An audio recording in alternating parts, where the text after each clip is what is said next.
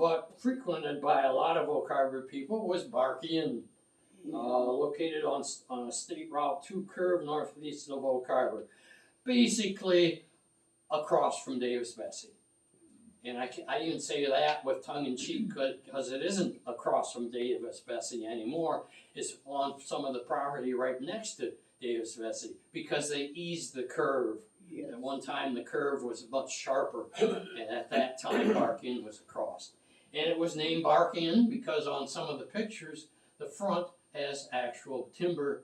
I don't know whether it's actual logs, but it has bark on it.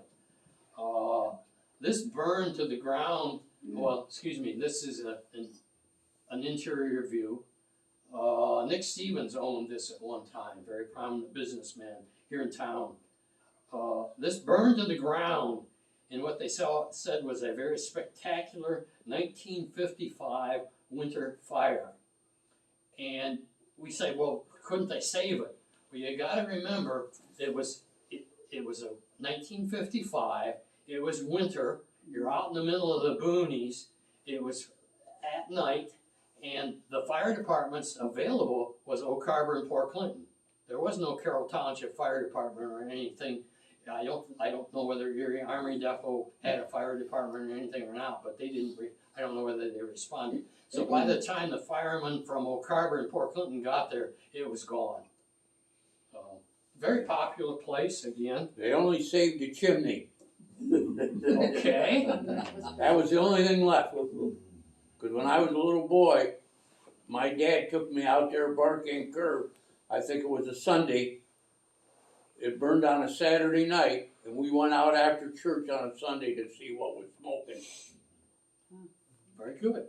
Was there ever anything proven, not to disparage Nick Stevens, but I heard rumors that that was a bit of a convenience fire, kind of like the Hotel Victory on Putin Bay? Well, set on fire. Call it what you may. We'll call it convenience for lack of any other thing. Trying to be polite. I don't know. I mean, there are so many oral stories, oral traditions, and I'm not the person to ask because I never was a social. I'm not a social. I never got out and about, and when I even worked in town, I never got out and about. I had moats and fences and everything kept for me. So that's a good story. There's a good possibility. I don't know. I remember the Ottawa County Dealers Association used to have their Christmas parties out there. Ottawa County Dealers Association Christmas parties. Yes, there were other.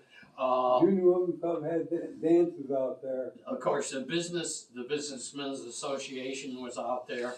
Bowling banquets are out there too. Pardon me? Bowling banquets are out there too. Okay, bowling. Yep.